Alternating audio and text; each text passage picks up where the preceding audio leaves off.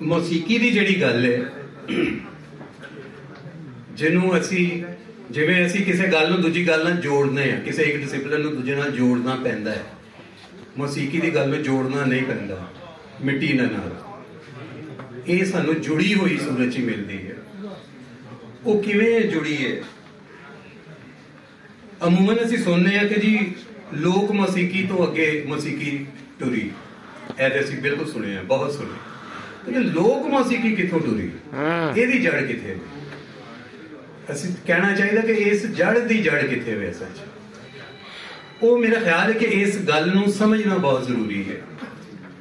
ਕਿਸੇ ਵੀ ਡਿਸਿਪਲਿਨ ਨੂੰ ਅਸੀਂ 4000 ਸਾਲ ਬਾਅਦ ਅਗਰ ਐਕਸਪੀਰੀਅੰਸ ਕਰ ਰਹੇ ਹਾਂ ਅੱਜ, ਤੇ ਅਗਰ ਅਸੀਂ ਉਹਦੀ ਜੜ ਤੱਕ ਰਸਾਈ ਰੱਖੀਏ ਜਾਂ ਉਹਦੀ ਸਮਝ ਸਾਡੇ ਅੰਦਰ ਹੋਵੇ ਥੋੜੀ ਬਹੁਤ, ਤੇ ਫਿਰ ਉਸ ਵੇਲੇ ਦੀ ਜਿਹੜੀ ਸਾਡੀ ਚਾਹੇ ਡਾਂਸ ਹੈ, ਚਾਹੇ ਸ਼ਾਇਰੀ ਹੈ, ਚਾਹੇ ਮਿਊਜ਼ਿਕ ਹੈ, ਕੁਝ ਵੀ ਹੈ, ਉਹਦੀ ਸ਼ਕਲ ਹੀ ਕੁਝ ਹੋਰ ਬਣ ਜਾਂਦੀ ਹੈ।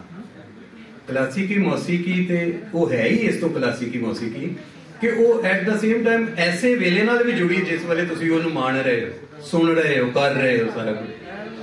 ਉਸੇ ਹੀ ਵੇਲੇ ਉਹ ਆਪਣੀ ਉਸ ਜੜ ਨਾਲ ਵੀ ਜੁੜੀ ਜਿੱਥੋਂ ਪੁੰਗਰੀ ਸੀ।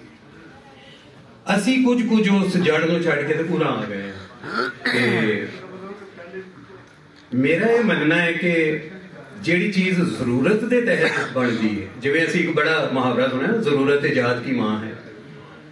ਜ਼ਰੂਰਤ ਦੇ ਤਹਿਤ ਬਣਨ ਵਾਲੀ ਚੀਜ਼ ਜਿਹੜੀ ਹੈ ਉਹ ਹਜ਼ਾਰਾਂ ਸਾਲਾਂ ਤੱਕ ਰਹਿੰਦੀ ਹੈ, ਔਰ ਉਹਦੀ ਹੀ ਸ਼ਕਲ ਅੱਗੇ ਇੰਪਰੋਵਾਈਜ਼ ਕਰਦੀ ਹੈ, ਉਹ ਵੱਧਦੀ ਹੈ। ਉਹ ਕਿਸੇ ਚੀਜ਼ ਨੂੰ, ਅਸੀਂ ਤਾਂ ਮੌਸੀਕੀ ਦੀ ਗੱਲ ਕਰਾਂਗੇ, ਲੇਕਿਨ ਸ਼ਾਇਰੀ ਹੈ, ਹਿਸਟਰੀ ਹੈ, ਚਾਹੇ ਰਾਈਟਿੰਗ ਹੈ, ਪੋਇਟਰੀ, ਕੁਝ ਵੀ ਹੈ, ਪੇਂਟ ਹੈ, ਡਾਂਸ ਹੈ, ਹਰ ਚੀਜ਼। ਨਾ ਸਿਰਫ ਫਨੂਨ ਲਤੀਫਾ ਬਲਕਿ ਦੂਸਰੇ ਜ਼ਿੰਦਗੀ ਦੇ ਜਿਹੜੀਆਂ ਡਿਸਿਪਲਿਨ ਨੇ, ਚਾਹੇ ਖੇਤੀਬਾੜੀ ਹੈ, ਚਾਹੇ ਸਿਆਪੇ ਨੇ, ਚਾਹੇ ਕੁਝ ਵੀ, ਇਹਨਾਂ ਸਾਰਿਆਂ ਦੀ ਜੜ ਜਿਹੜੀ ਹੈ ਉਹ ਬਿਲਕੁਲ ਉਹੀ ਜਗ੍ਹਾ ਤੋਂ ਹੈ ਜਿੱਥੋਂ ਮੌਸੀਕੀ ਦੀ ਜੜ।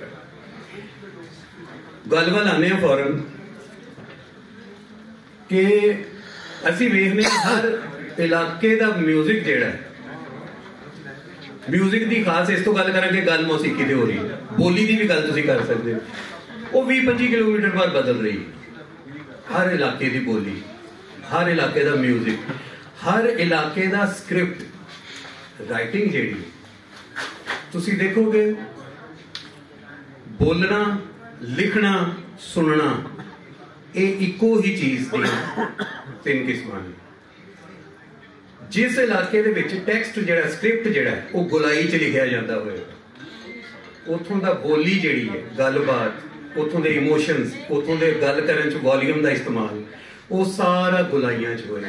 ਉਹਦੇ ਕਰਵ, ਉਹਦੇ ਡਿਜ਼ਾਈਨਿੰਗ ਸਾਰੀ ਉਸ ਸਕ੍ਰਿਪਟ ਤੇ। ਹੁਣ ਪਹਿਲੇ ਬੋਲੀ ਬਣੀ ਤੇ ਫਿਰ ਸਕ੍ਰਿਪਟ ਬਣਿਆ, ਜਾਂ ਸਕ੍ਰਿਪਟ ਤੋਂ ਬਾਅਦ ਬੋਲੀ ਬਣੀ, ਇਹਦਾ ਸਾਨੂੰ ਅੰਦਾਜ਼ਾ ਹੈ। ਪਹਿਲੇ ਅਸੀਂ ਸ਼ੁਰੂ ਕਰਨੇ ਹਾਂ ਡੈਜ਼ਰਟ ਤੋਂ, ਸਹਿਰਾ ਤੋਂ ਸ਼ੁਰੂ ਕਰਨੇ ਹਾਂ। ਤੁਸੀਂ ਦੇਖੋਗੇ, ਸੋ ਗੱਲ ਅਸੀਂ ਕੀ ਕਰ ਰਹੇ ਹਾਂ ਕਿ ਜ਼ਰੂਰਤ ਦੇ ਤਹਿਤ ਬਣਨ ਵਾਲੀ ਚੀਜ਼ ਜਿਹੜੀ ਉਹ ਬਹੁਤ ਲੰਬਾ ਚਿਰ ਹੁੰਦੀ ਹੈ।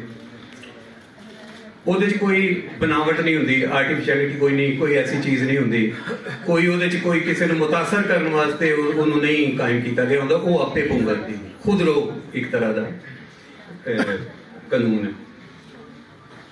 ਰੇਗਿਸਤਾਨ ਦੇ ਵਿੱਚ ਘਰ ਉੱਥੇ ਬਣਦਾ ਹੈ ਜਿੱਥੇ ਸਖਤ ਜਗ੍ਹਾ ਹੋਵੇ, ਜਿੱਥੇ ਚਟਾਨ ਹੋਵੇ, ਵਰਨਾ ਤੇ ਰੇਤ ਦਾ ਤੇ ਸਾਰਾ ਜਿਹੜਾ ਜਿਓਗ੍ਰਾਫੀ ਹੈ ਜਿਹੜਾ ਉਹ ਸੁਬਾਹ ਬਦਲ ਜਾਂਦਾ ਹੈ ਰਾਤ ਦੀ ਹਵਾ ਦੇ ਨਾਲ। ਰਹਿੰਦੀ ਉਹ ਜਗ੍ਹਾ ਜਿਹੜੀ ਪੱਕੀ ਹੋ, ਉਹ ਫਿਰ ਪੱਕੀ ਜਗ੍ਹਾ ਜਿਹੜੀ ਉਹ ਫਾਸਲੇ ਤੇ ਹੁੰਦੀ ਹੈ। ਇੱਕ ਇੱਥੇ ਘਰ ਬਣ ਗਿਆ ਜਾਂ ਇੱਕ ਕਮਰਾ ਬਣ ਗਿਆ, 200 ਮੀਟਰ ਦੂਰ ਇੱਕ ਦੂਸਰੀ ਜਗ੍ਹਾ ਨਿਕਲੀ, ਥੋੜੀ ਉੱਚੀ ਨੀਵੀਂ, ਉਹਦੇ ਤੇ ਬਣ ਗਿਆ ਇੱਕ ਭਰਾ, ਉੱਥੇ ਹੋ ਗਿਆ। ਇਸੇ ਤਰ੍ਹਾਂ ਇਹ ਜਿਹੜਾ ਨਾ, ਤੇ ਜਿੱਥੇ ਜ਼ਰਾ ਜ਼ਿਆਦਾ ਚੌੜੀ ਉੱਥੇ ਪੂਰਾ ਇੱਕ ਪਿੰਡ 'ਚ 6-8 ਘਰਾਂ ਦਾ ਉੱਥੇ ਬਣ ਜਾਂਦਾ ਹੈ। ਜ਼ਰੂਰਤ ਕੀ ਪੇਸ਼ ਆਈ ਕਿ ਇੱਥੋਂ ਇੱਕ ਤੋਂ ਦੂਜੀ ਜਗ੍ਹਾ ਤੇ ਗੱਲ ਪਹੁੰਚਾਉਣ ਲਈ ਤੇ ਗੱਲ ਸੁਣਨ ਲਈ ਕਿਸ ਤਰ੍ਹਾਂ ਦੀ ਆਵਾਜ਼ ਹੋਵੇ ਕਿ ਜਿਹੜੀ ਉੱਥੋਂ ਤੱਕ ਪਹੁੰਚ ਵੀ ਜਾਵੇ। ਸੋ ਫਿਜ਼ਿਕਸ ਜਿਹੜਾ ਸਾਊਂਡ ਦਾ, ਉਹ ਕਹਿ ਰਹੀ ਹੈ ਫਿਜ਼ਿਕਸ ਕਿ 에ਅਰ ਪੈਕਟਸ ਜਿਹੜੇ ਨਾ, ਆਵਾਜ਼ ਅਗਰ ਤੁਸੀਂ ਮੁਸਲਸਲ ਇੱਕ ਜਾਰੀ ਲਾਓ ਤੇ ਉਹ ਟਰੈਵਲ ਕਰਕੇ ਦੂਰ ਤੱਕ ਜਾਂਦੀ ਹੈ ਜ਼ਿਆਦਾ। ਸੋ ਉੱਥੇ ਇਹ ਚੀਜ਼ ਸੀ ਹੇਕ ਲਾਣਾ। ਹੇਕ ਜਿਹੜੀ ਹੈ ਕੋਈ ਨਵੀਂ ਚੀਜ਼ ਨਹੀਂ, ਇਹ ਜਾਨਵਰ ਤੋਂ ਸਿੱਖੀਏ ਅਸੀਂ ਇਹ ਬੱਦਲ ਦੀ ਚੰਗਾੜ ਤੋਂ ਸਿੱਖੀਏ, ਬਿਜਲੀ ਤੋਂ ਸਿੱਖੀਏ, ਕਿੱਥੋਂ ਸਿੱਖੀਏ? लेकिन हेक लगी है जो तो वो हेक दूसरे भरा तक पहुंची, चाहे वो आधा किलोमीटर दूर है या वो 1/4 किलोमीटर दूर है, एक लफ्ज नहीं पहुंचे जो मुसलसल आवाज है। अच्छा इथों की बनया कि कई हज़ार सालों के नाल वो एक खास तरह का बुनियादी जिहा डिसिपलिन डिवेलप हो गया। मतलब शुरू च आवाज है एक आवाज, यदि लेंथ चाहिए हे, यह आवाज एक खास वक्फे तक जाके रुक जाएगी। ये तो मेरा माइक्रोफोन मेरी मदद कर रहा ना कि मेरी गल नूं वडिया रहा है, लेकिन उत्थे क्योंकि जरूरत सी होती। हुण मैं एक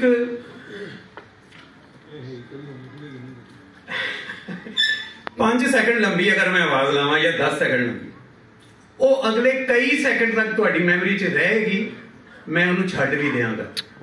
उसकी वजह है कि वो बहुत असर करती है। मिसाल के तौर पर मैं एको ही आवाज लाना एहो ही, इन्हें मैं थोड़ा लंबा करने की कोशिश करना क्योंकि मैं बांसुरी भी बजाना, तो मैंने उम्मीद है कि मैं लंबी आवाज लगा दूँ।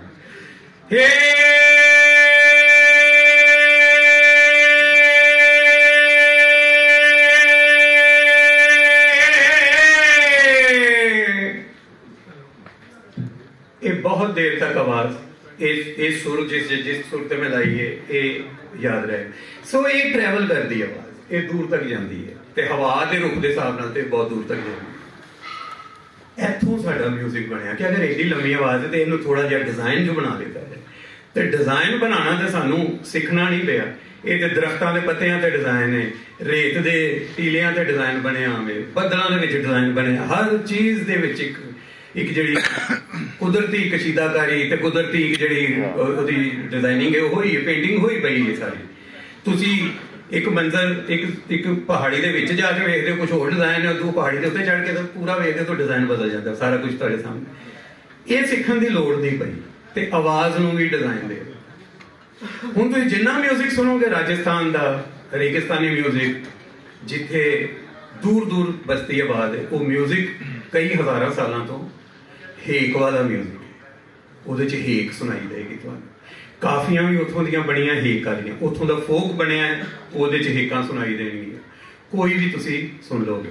हाँ ये वे कि बाद जो आके दुनिया एक ग्लोबल सिटी बनी तो लोगों ने हर जगह ने हर दूसरी जगह का संगीत सुनिया तो थोड़ा उन्होंने मिक्स किया, मिश्रण किया, तो उसकी शक्ल कोई दूसरी बनी, एक दूसरी बात है। लेकिन जी उतों की जड़ का म्यूजिक है वो नहीं। असी बदल रहे हैं इलाका, अगर असी बंगाल च जाइए, पानी च जाइए, असी टैगोर म्यूजिक सुन रहे, मिसाल के तौर पर टैगोर म्यूजिक सुन, वो सारा म्यूजिक तुहानू इंज सुनाई देगा कि जिवें किश्ती च बह के उसकी तर्ज फ्लोट करती, इंज झूला झूल रही है, इस तरह करके। कोई भी तुसी इंज बहुत लोगों ने टैगोर म्यूजिक सुनिया, बंगाली म्यूजिक सुनिया, इवन बंगाली फिल्मी गाने भी अगर तुसी सुने ना, तो एब्सट्रैक्ट लैवल से तुहानू उहदे विच एक झूला सुनाई देगा। उसकी वजह है कि उन्होंने जेनेटिक मैमोरी दे विच झूला मौजूद है, वो किश्ती मौजूद है, पानी मौजूद है। दूसरी बात, पानी के उत्ते साउंड नूं ट्रैवल करवाना वो बिल्कुल ऑपोजिट है रेत के उत्ते ट्रैवल कराना, एक तो फासला बहुत ज्यादा है।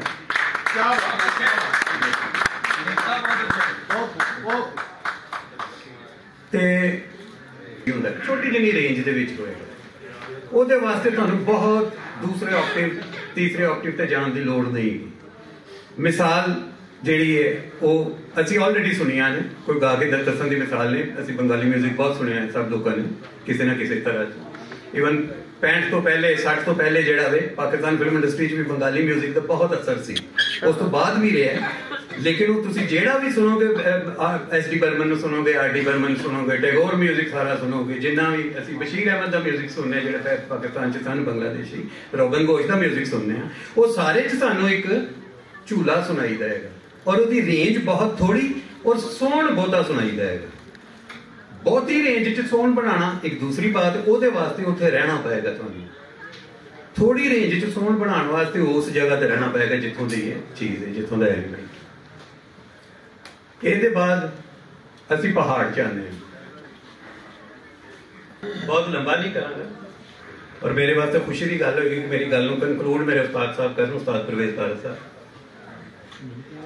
ते अगर असी पहाड़ दे विच आने ये भी बिल्कुल डेजर्ट तो ऑपोजिट गल है। उत्थे पहाड़ की चोटियां दे उत्ते घर ने, इत्थे पहाड़ के दामन च घर ने। ये सारे घर इकट्ठे हो गए होंगे। सो तुसी जिन्ना भी कश्मीरी म्यूजिक, जिन्ना भी पहाड़ का म्यूजिक, चित्राली म्यूजिक, जिन्ना भी ये म्यूजिक सुनोगे तुसी, वो म्यूजिक दे विच की होएगा, वो 4-5 सुरां च होएगा। तुसी कोई भी गाना, नवा गाना, पुराना गाना पहाड़ी म्यूजिक का वो सुन लो, जिवें हदीका कियानी ने मने दी मौज विच गाया है, जबकि वो हदीका ने गाया बट है कई हज़ार साल पुराना फोक म्यूजिक है। 5 सुरां तो वध नहीं गा। क्यों? उत्थे लोड़ नहीं। उत्थे ज़्यादा उच्ची आवाज़ डिस्टर्ब करती है जो वो बाज गश्त बनाती है, जो वो अपनी रिफ्लैक्ट करती है। वो एक बारी दी एको यहो जी बनती है, कोई 6-7 बारी सानू सुनाई देती है, जबकि सानू तो एको बारी। इस वास्ते उत्थे दी रेंज जिहड़ी है वॉल्यूम दी और फ्रीकुएंसी दी, पिच दी, उन्होंने घट किया गया उतों की लोड़ के मुताबिक। तो फिर वो मने की मौज में हसना खेडना, वो कुछ इन्ने 3-4 सुरां दे विचों गाना बनया है। ये सारी गलबात का मकसद ना तो मौसीकी की गल करना, ना इस सारे जे मुख्तलिफ तरह की जिहड़ी आइडियोलॉजी है म्यूजिक के विच, मुख्तलिफ तकनीकां ने, इन्हां दे बारे गल करना नहीं। ये सारी गल का मकसद ये है कि जिन्नी तरह के भी म्यूजिक ने, क्योंकि असीं सिर्फ म्यूजिक की गल करें, ये गल बहुत संगेड़ के कर रहे हैं, वरना तो हर डिसिपलिन जिहड़ा बोली तो लैके रोण वैण तक, खुशी तक, गमी तक, हर चीज़ का तलक इसे चीज़ नाल ही। मिट्टी जिहड़ी है वो सानू प्रोवाइड करती है, साडा रंग, साडी सोच, साडी सूंघण की अहमियत, साडी टैंपरेचर सहन की अहमियत, सानू ओदी जिहड़ी अपना साडे अंदर एबिलिटी है, असी क्यों गर्म जगह ते जाके ज्यादा नहीं रह सकते असी, या असी क्यों बहुत ठंडी जगह ते, जबकि -40 दिन भी तो लोग रह रहे हैं, असी नहीं रह, वो इत्थे आके नहीं रह सकते।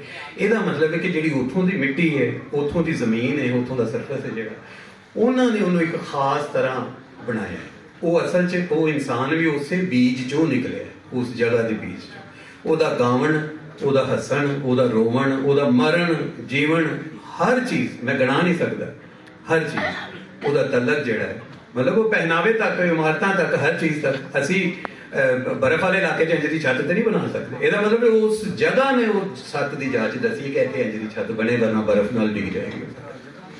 सो अहमियत जिहड़ी बोली दी, साडे संगीत दी, ओदा ताल्लुक हर एक जर्रे नाल, उस मिट्टी का जिहड़े साडे पैर दे थल्ले, लेकिन असल च साडे सिर दे उत्ते है जिहड़ा मिट्टी का वो जर्रा है, वो जिस इलाके की जिहो जी मिट्टी है ओदा सोहण हो जिहा।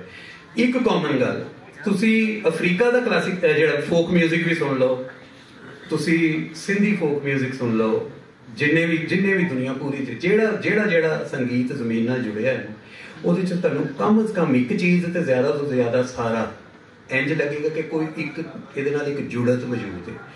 अफ्रीकी फोक ਜਿਹੜਾ क्लासिक फोक म्यूजिक है उन्होंने पुराना, वो अगर सुनोगे ਉਹਦੇ ਚ भी ਤੁਹਾਨੂੰ सुनाई देगा कि ये बहुत किसी ना किसी लैवल ते डेजर्ट म्यूजिक नाल, पंजाब के म्यूजिक नाल, पानी के म्यूजिक नाल, पहाड़ के म्यूजिक नाल जुड़े है। ये तुहाडे अंदर दी बारीकी है कि उन्होंने तुसीं किस तरह सुनते हो, तो किस तरह नितारते हो उन्होंने अलहदा, तो किवें जोड़ते हो कि किस पॉइंट तो जुड़ रहे है। वो बिल्कुल जुड़िया है, बिल्कुल इस तरह के जिवें किसी पूरे जमीन के उत्ते किसी भी इंसान है खून उहदा रंग इक्को ही, ग्रुप सारे फर्क ने, खून का रंग इक्को, बिल्कुल इस तरह उस म्यूजिक, उस संगीत के विच एक जुड़त है खास तरह जिहड़ी कि उन्होंने एक करती पई है। और एक होना की है उस जगह नाल जुड़िया। कोई भी पंजाब का म्यूजिक तुसी सुनोगे, पंजाब के म्यूजिक तुहानू हेक भी सुनाई देगी। क्यों? इत्थे फासले के घर भी होंदे ने, फसलों के विच फासले ते तुसी काम कर रहे, इत्थे तुहानू पहाड़ का म्यूजिक भी सुनाई देगा, क्योंकि असी नेड़े भी हुंदे हैं, घर साडे नेड़े हुंदे ने। इस जगह ते सानू पानी का म्यूजिक भी सुनाई देगा। इत्थे पानी भी बेबहा है, ना ही जिहदा पानी दे नां ते पंजाब, ते ओह इत्थे सानू वो भी म्यूजिक सुनाई देगा। इत्थे सानू जंगल का म्यूजिक भी सुनाई देगा, पैलियां का म्यूजिक भी सुनाई देगा, इत्थों की पोइट्री दे विच सारा कुछ सुनाई देगा। सो ये एक खुशकिस्मती कि पंजाब के हिस्से च आई कि सारे साइडां का, हर पात्र का, हर तरह का म्यूजिक जिहड़ा, हर तरह का संगीत इहदे विच मौजूद है।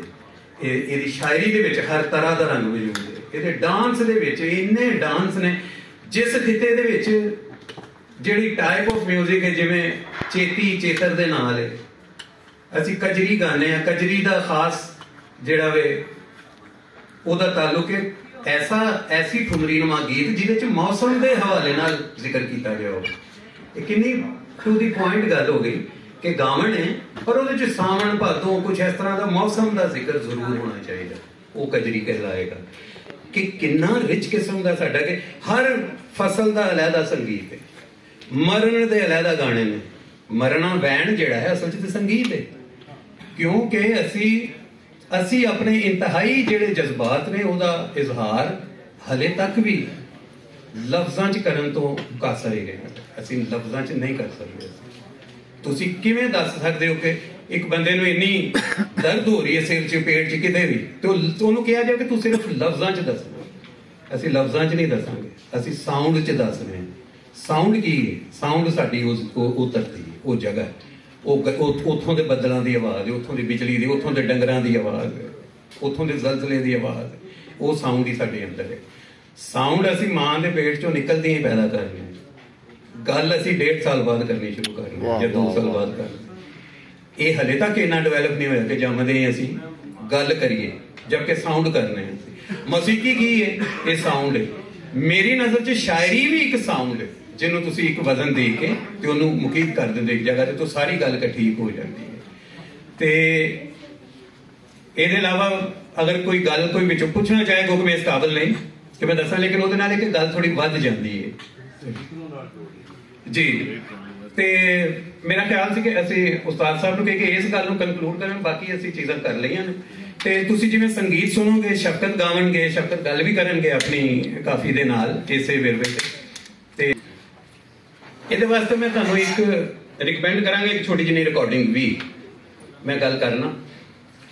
ਉਹ ਜਿਵੇਂ ਜਿਵੇਂ ਮੁxtਲਫ ਇਲਾਕਿਆਂ ਦੇ ਵਿੱਚ ਸਾਊਂਡ ਡਿਵੈਲਪ ਹੋਇਆ, ਆਵਾਜ਼ਾਂ ਦੇਣੀਆਂ ਡਿਵੈਲਪ ਹੋਈਆਂ, ਤੇ ਗਲੇ ਦੇ ਵਿੱਚ ਉਹਦੇ ਰੱਖਣੇ ਬਣਦੇ ਨੇ ਉਸ ਜਗ੍ਹਾ ਤੇ।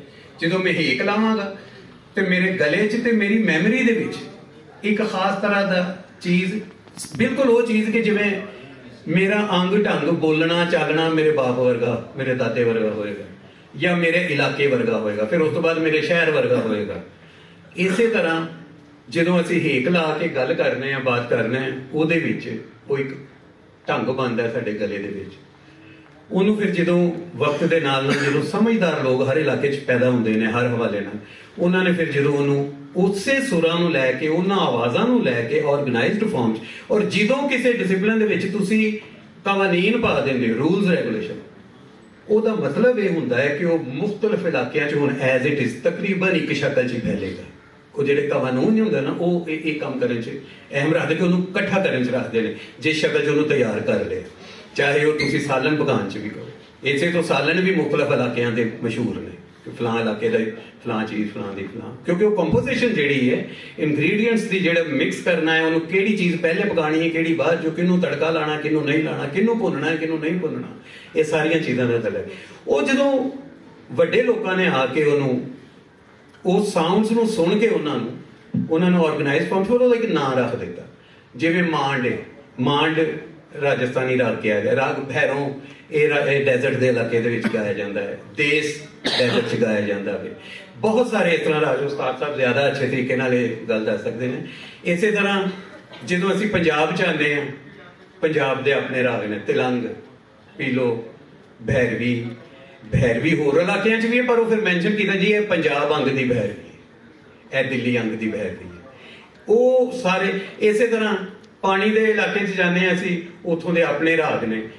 ਅੱਛਾ, ਉਹ ਸਾਰੇ ਰਾਗ ਸਾਰੇ ਇਲਾਕਿਆਂ 'ਚ ਇਸ ਤੋਂ ਫੈਲੇ ਕਿ ਉਹਨਾਂ ਨੂੰ ਕੁਝ ਕਵਾਨੀਨ ਦੇ ਉੱਤੇ ਜਿਹੜਾ ਹੈ ਨਾ, ਕੁਝ ਨਾ ਕੁਝ ਡਿਸਿਪਲਿਨ ਦੇ ਉੱਤੇ ਉਹਨੂੰ ਪੱਕਾ ਕਰ ਲਿੱਤਾ ਗਿਆ।